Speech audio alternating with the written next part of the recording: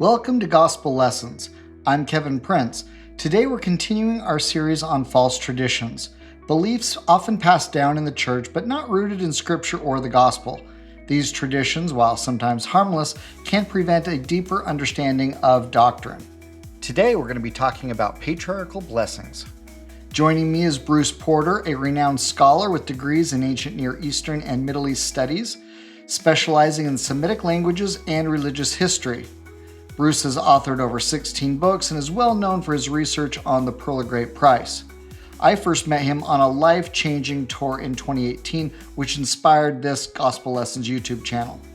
Now, if you've never traveled with Bruce, I highly recommend it. He frequently speaks and guides on LDS-based cruises with Go and Do Travel. These cruises offer opportunities to connect with like-minded members and learn from speakers like Bruce. I'll be joining the Momentum 2026 cruise with him, and if you're interested, use promo code PRINCE for $100 off. All proceeds from Gospel Lessons, including sponsorships, go to charity. Welcome back, Bruce. Thanks for joining me today. Thank you for having me. So the topic today is around patriarchal blessings. A lot of people have questions around patriarchal blessings. They're amazing. You get this blessing sometime in your life. Most people probably from the age of 12 to 18, but many people later in their life. And these things are looked at and probably should be looked at as a guide for your life and things that you should be looking to both from promises and blessings as well as guidance. But yet a lot of people have questions about their patriarchal blessings for a variety of reasons. Let's talk about some of these questions. The first one I hear is people that say, I have a really short blessing. It's 2 paragraphs. My lineage is discussed and that's about it. I didn't get all of the promises and blessings and guidance that my friend so-and-so or this person in my family did. Why might that be? Well, I think the blessing is a guide, is a help and a guide.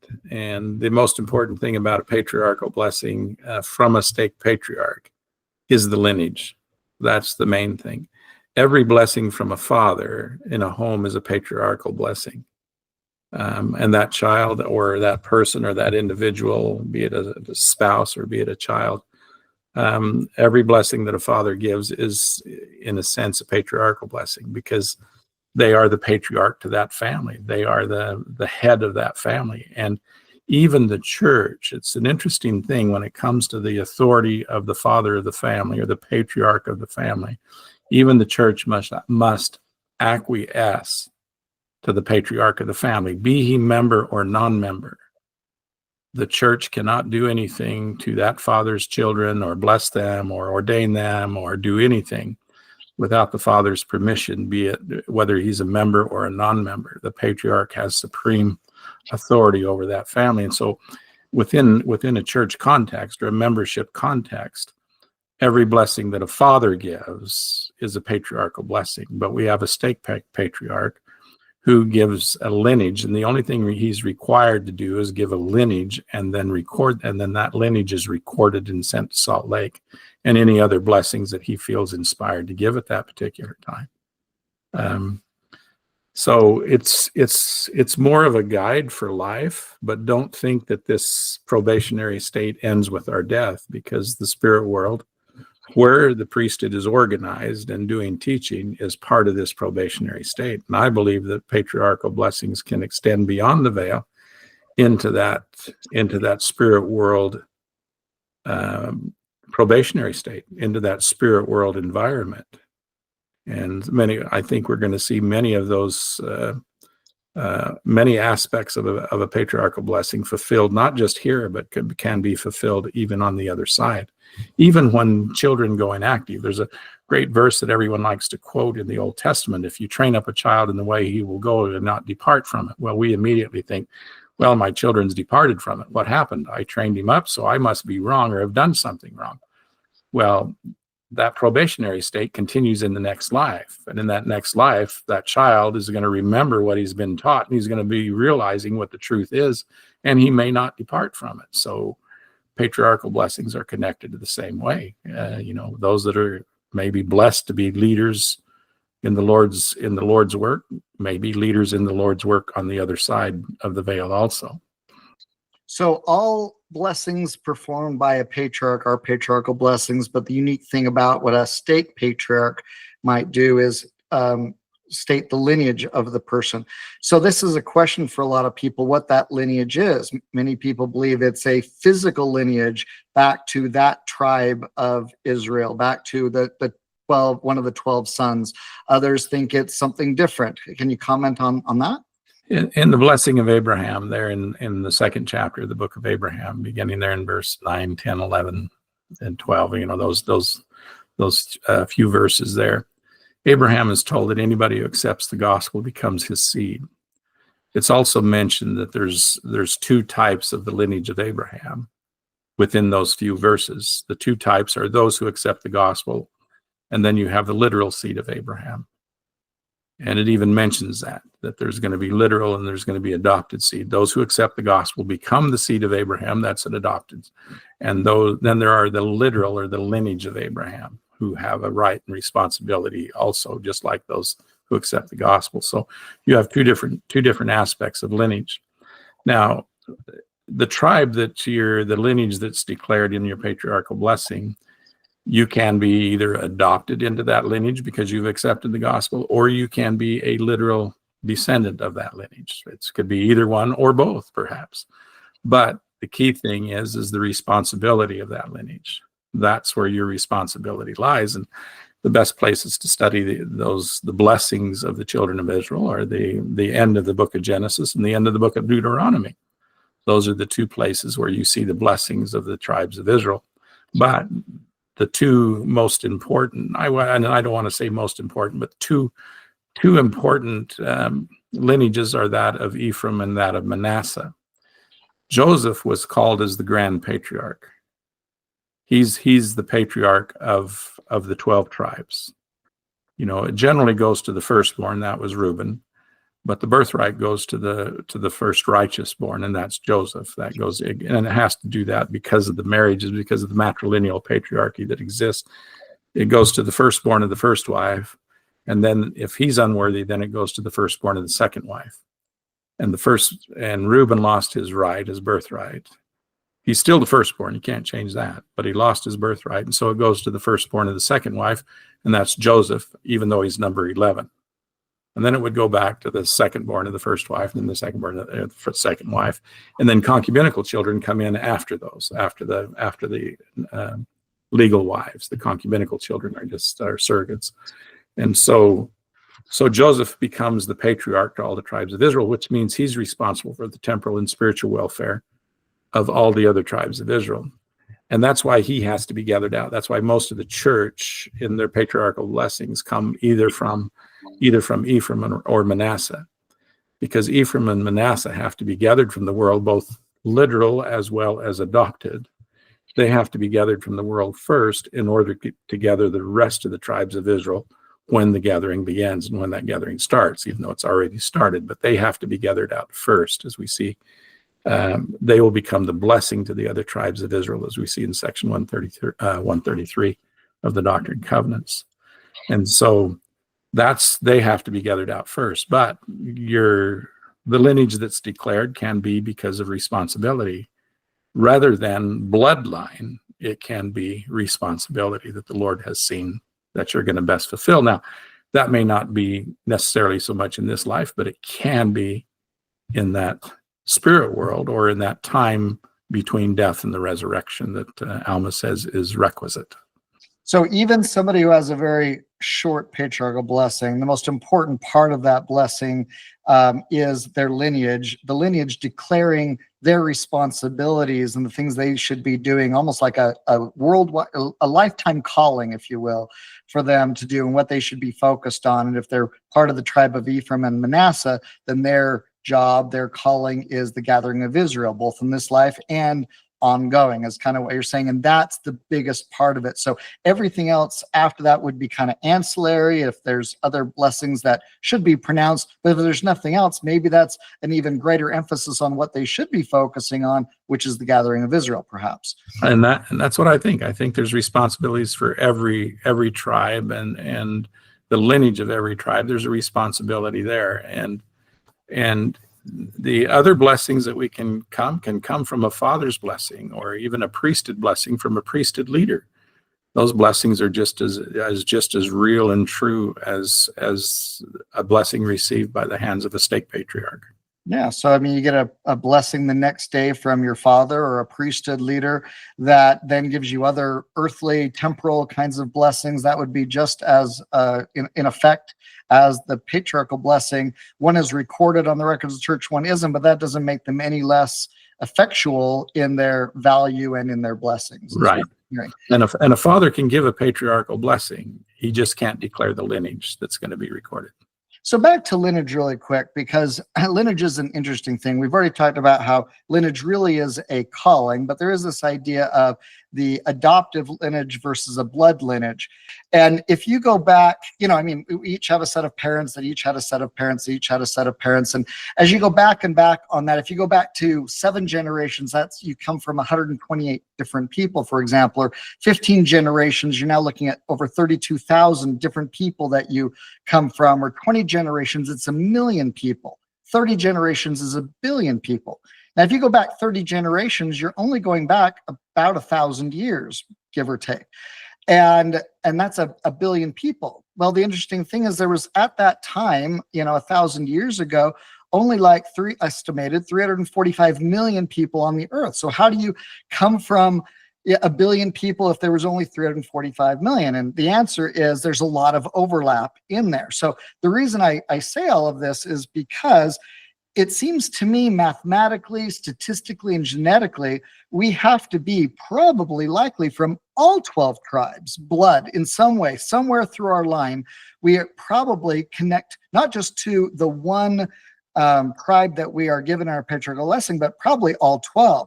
And to me, that if that's true mathematically and statistically and so forth, if that's true, then what that really means is it's even more so about the calling and the purpose of our lives rather than exactly which tribe we came from. What are your thoughts on that? I think you're exactly right. We're all mutts, whether we like it or not, so to speak. Now, there are a few that are literal descendants. Brigham Young said the blood of Joseph runs pure in Joseph Smith's veins, which would mean the same with his father. Joseph Smith Sr. And the lineage that begins with Adam, Seth, Enos, Cain, and Mahalalel, if you go through all those grand patriarchs, every father is a patriarch. But then you have grand priesthood patriarchs who have the Melchizedek as well as that patriarchal priesthood. And that lineage goes right on down and comes down through right down to Joseph. And then you have Ephraim and Manasseh. Even though Manasseh is the elder, Ephraim is given the authority to govern, not to have a different responsibility, but he's the voice of Joseph. And then that lineage comes down right down to Joseph Smith Sr. He is a direct descendant of Joseph. So there have been direct descendants which can be protected. I don't have any doubt by the Lord, but most of us are related to everybody. I mean, you go back far enough. I mean, we're all related to Adam, which means everybody's a cousin. In Mormon communities, you go into a small town, everybody is uncle, whether they're uncle or not. It's just the way it is. And so we're all related. It's interesting too that a generation, what we consider a generation, I know my great grandkids. I know some of my great grandkids, and I knew my great grandparents. My great grandparents, some of them didn't die until I was 16 and until I was in my teens. And I know I have a granddaughter who's now 8 or 9 years old. Now, if you take her lifetime, my lifetime, going back to my great grandparents' lifetime, I have an influence that's of about 300 years between the great grandparents and my great grandchildren. I have an influence in there that will be somewhere in the neighborhood of 300 years. And so, what's a generation? Is 300 years my generation? You talk about the billions and the millions. They've estimated that with the length of time, some people have estimated, and whether they're right or wrong, I don't know, with the length of the life of the pre-diluvians, the pre-flood people, that lived 900 years, and having children and all of that, that there may have been, up until now, with 8 billion people on the earth, there may have been somewhere in the neighborhood of I believe it's about 120, 115 billion people since Adam. Now that's a lot of people. That's a lot of people, but 100 generations, especially when you have those pre-diluvians, can go a long ways and create a lot of posterity. Now, when it comes to Abraham's posterity, there's something we need to realize, because we're connected to what's going on. The Lord tells Abraham in chapter 2, he says that this right, the right of the priesthood, will continue in thee and thy posterity after thee. Now, that posterity is the adopted posterity and the literal posterity. Now, so what that means is there's two groups that this right will continue there in chapter 2. So you have the right of the priesthood, which is to provide the blessings of life eternal and salvation and life eternal to the rest of the world. The rest of the world, the whole rest of the world, is going to come through Abraham's posterity. Those who have accepted the gospel, the adopted ones, and the literal descendants of Abraham. Now, if Satan wants to stop God's word, he has two targets. Those who accepted the gospel become Christians. And then you have the literal, which right now are the Israelis or the Jews. So Satan has two targets that he's focused on and will focus on in the future and has focused on in the past. And that's going to be the adopted children of Abraham, which are Christians today, and the literal seed of Abraham, which are the Jewish people today. And so you should expect, or we all should expect, that the threat that we will see in the future is going to be against the state of Israel and against Christianity. That I totally believe that, and we've certainly seen that historically, and are even seeing it today. But we talked about these callings within that, depending upon what your lineage is called out in your patriarchal blessing, and we know the responsibilities afforded to Ephraim and Manasseh around the gathering of Israel. But can you mention some of the others? Judah in particular, I think, is well defined, but others may not be. But, there are people that I've met that have patriarchal blessings that call out a lineage that is not Ephraim or Manasseh, and they kind of wondering what their callings are. Any thoughts on those? It's a good question. And the best way to understand those is read the blessings in Genesis and in Deuteronomy, one from Moses and the other one from Jacob. That's the best way to see it and get the advice of what they're doing. But everyone has a responsibility to, even every tribe of Israel has a responsibility to assist, because they're all descendants of Abraham. And that's what the Lord is telling Abraham. All your descendants, the right will be in all of his descendants, adopted and literal, to bring the blessings of salvation and life eternal to the rest, to all kindreds of the earth. That's our key responsibility. I think you're right. In fact, I think that's what he's really saying. It's like, we might have more specific responsibilities later, but right now we all kind of share in one main purpose, and that is to unite the entire human race in the gospel of Jesus Christ, and that's gathering of Israel. I'll read this quote from President Nelson. This is from an Ensign article in July of 2014. It says, "We need to gain that heavenly perspective. We need to know about the Abrahamic covenant and understand our responsibility in helping to bring about the promised gathering of Israel. We need to know why we are privileged to receive patriarchal blessings and learn of our connection to ancient patriarchs. We need to know that Jacob, son of Joseph, became the birthright son after Reuben lost his birthright. Joseph and his sons, Ephraim and Manasseh, became the seed to lead the gathering of Israel. Other tribes will follow." See, so he's saying the same thing you have, and you've even focused on it in the same order. But while Ephraim and Manasseh, the sons of Joseph, are meant to lead that effort, everybody is meant to get behind that effort and do it. It sounds to me like. Yeah, I agree 100%. We have that. And then I think there's something more eternal, millennial, connected to the different tribes and the different responsibilities. Joseph Smith said in Jackson County, when there's a temple complex that's going to be built there, 12 Melchizedek and 12 Aaronic.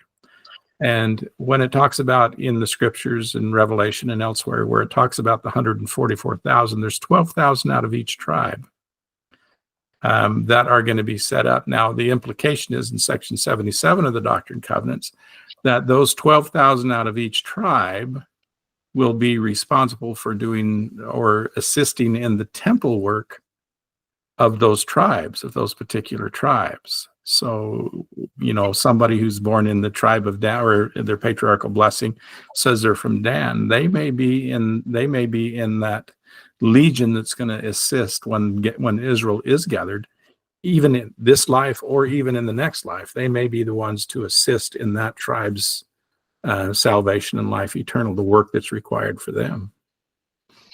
Yeah, that's good. I was going to make a joke about the tribe of Dan, but I'll save it. So people that have these patriarchal blessings and then something doesn't come true. They're promised children and they're not blessed with children. They're promised certain things that just don't come true. How do we explain that, or what kind of guidance can we offer somebody who feels like their patriarchal blessing doesn't align with the reality of their life? Again, I look at the spirit world before resurrection. I look at the spirit world as part of this probationary state. And, having children or the blessing of having children can be connected not only to your literal offspring, but can be connected to those around you. People look at other people as mothers and fathers, as patriarchs and matriarchs, even when they're not related to them. And so, but the fulfillment, I think, the reality of the fulfillment of having posterity is once we obtain that exaltation that we should be working for, we can have many children just as our Father in heaven has now, or as Abraham was promised that his seed would be as the sand of the sea or the stars of heaven. Now, does that mean that that's going to be a literal descendancy of Abraham? Or is that a spiritual descendancy of his righteousness and perhaps his exaltation? I like that. So we can take that to mean perhaps we shouldn't be so hyper-focused on literal fulfillments of some of the words of the patriarchal blessing. Maybe we need to look at what our influence is or how we can act in that kind of a role to others, whether it physically comes from us or not, in the example of children, or at the same time, it could be in the next life, is what I'm hearing you say. Now, is it possible that I get promised all these blessings in my patriarchal blessing, and then I sin, I go off the path, I derail, and therefore these things don't come true as a result of my actions in some way? Well, I think so. Many are called and few are chosen. And I think a patriarchal blessing shows some of the routes of those who are called and those of the calling that's been offered you. And why are they not chosen, or why was I not chosen? It can be because I've gone off the rails, or I've made choices in my life, or that my heart was set so much upon the things of the world or aspire to the honors of men. So that can be because of the same thing. And so I look at a patriarchal blessing as a guide, as a kind of a roadmap. And everything is, most ordinances are a hope of a future reality, be it being washed and pronounced clean if we're true and faithful, or coming forth in that first resurrection. If we're true and faithful, most ordinances are a hope of a future reality, and most blessings are the same. The callings that we have are a hope of a future reality. The patriarchal blessing is a hope of a future reality, but we have to be true and faithful in order to obtain those things and obtain those blessings. Now, repentance can come along if we failed in some way. Repentance, which is the change of character, can come along, and those blessings may or may not be received as we perceive them. But we need. It doesn't matter what we're promised.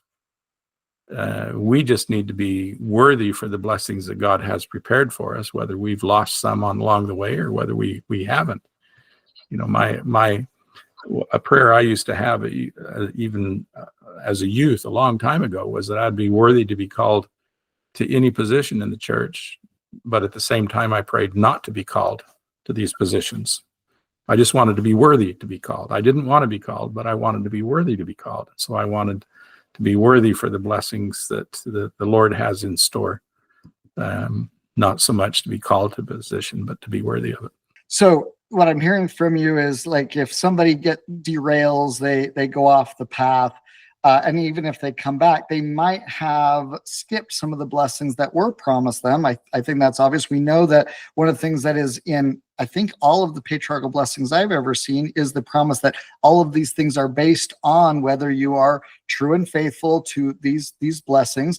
I've also come to believe or think that other people might be able to impact your life. You bring somebody into your life, even if you're being worthy, they might derail you in some way. And that's not necessarily fair, but it can absolutely happen that other influences in your life can do it.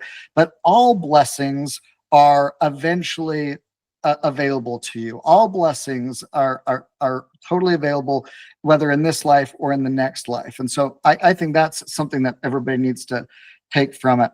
Another thing, and this kind of goes back to what you originally said, is, a patriarchal blessing is a guide or a map, but it's a point in time. At this moment that you got that blessing, here is a map or a guide or some things that could help influence you to get the most out of your life, the most happiness, the most blessings, whatever.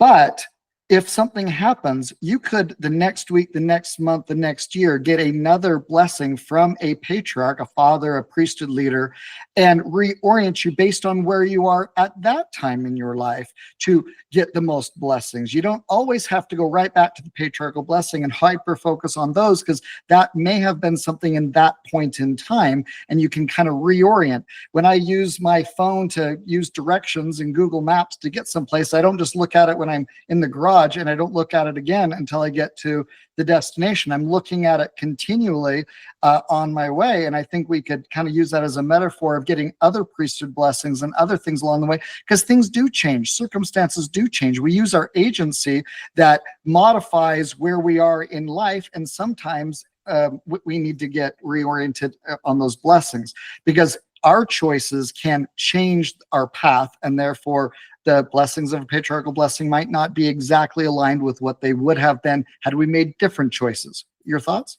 Yeah, I think that's exactly right. But don't forget about the following generations. Perhaps the blessing that I've got, or that I might receive from a patriarch, might be realized, even though it's directed to me, might be realized in my posterity later on.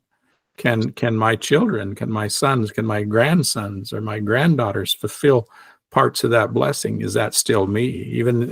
Even within the Old Testament, the word for blood, in the Hebrew, you have singular, plural, and you have dual. When blood is used in the dual, as it was when the Lord says to Cain, "Thy brother's blood cries from the ground," that's in the dual. That actually means descendants. And so perhaps some of the blessings that I've received, whether worthy or unworthy in my life, that didn't come to fruition, perhaps those can and will be fulfilled by my children or my grandchildren or my great-grandchildren. So we can think the other direction too, not just here in the spirit world, but through posterity. Well, that's interesting, because you could also look at it the other way. The church has made it available that you can receive the patriarchal blessings for your ancestors. You can do it right through Family Search, if I remember right. And so you could actually read the patriarchal blessings of your great-grandparents, great-great-grandparents, if they've been in the church, and perhaps you are part of a fulfillment of something in their blessings as well. Yeah, exactly. That's really interesting. Any other thoughts on people that, traditions or thoughts or beliefs around patriarchal blessings that might confuse people that you want to dispel for them? I don't, I can't think of anything, but, the patriarchal blessing, it's good sometimes, I think, to sit down and evaluate your life based on the blessing that you've received. Sit down and read through that. Think about, how do I get back on track if I'm off track? And what do I need to do to fulfill certain aspects of this? And decisions can be made. If a person is promised to be a priesthood leader, say a bishop or a stake president, they're promised in their patriarchal blessing. If you're moving every single year, to a different home, a different ward, or a different stake every year, you can't be called. I mean, so, everybody, we might be focusing on the things of this world or aspire to the honors of men that might cause us to move, and do things. And that can sometimes affect the decisions we make, can affect the blessing that we received. And think about, how can I best fulfill this blessing too, to help you make decisions. We should look at our blessings in order to make decisions that's going to affect our future sometimes. Yeah, that's interesting. Yeah, a lot of people think I've got this patriarchal blessing, so I get to get in the back seat of this car and just let it drive me through life. Where I think what you're saying is, part of this is, if these are blessings that you want to achieve, you need to get in the driver's seat and drive, live your life, and do the things that will make those things possible, and even drive towards those, as opposed to waiting to just see if they happen. So we've talked about, with patriarchal blessings, perhaps some of these things will be fulfilled in the next life. We talked about, if you aren't worthy or went off the rails, or other circumstances in your life that would prevent certain things happening in the way they're described in the patriarchal blessing. Is it possible that a patriarch may not be inspired or worthy, or something that could lead to a blessing is that even possible? Well, it could be. Again, the patriarch's responsibility is to declare lineage. My grandfather and his brother went to the patriarch on the same day to get their patriarchal blessings. Well, the blessings were identical, between my grandfather and his brother. When they got them on the same day from the same patriarch, and it was basically identical. So was he inspired? I have no reason to doubt that he was or wasn't inspired. I mean, he could be. There was only one difference, and that was that, to my grandfather, it said that when the plan was presented, he shouted for joy, where on his brother, it says when the plan was presented, he sang for joy. And I come from the line that can't sing, so that's obviously true, but that was the only difference in the blessings. And so, were they inspired? Yes, for, I think, that time and in that place in time, I think that they can be. So, but can a patriarch be uninspired? I don't foresee it, because his responsibility is to declare lineage, and any blessing all blessings are based on an individual's righteousness. Exactly. Well, thank you so much again, Bruce. This has been super inspiring, learning about patriarchal blessings and kind of demystifying some of the myths and traditions around those. So, as always, it's a pleasure. Thank you. Thank you. Thanks for joining us today and learning about false traditions. Remember to subscribe so future episodes are easier to find. Thanks for watching.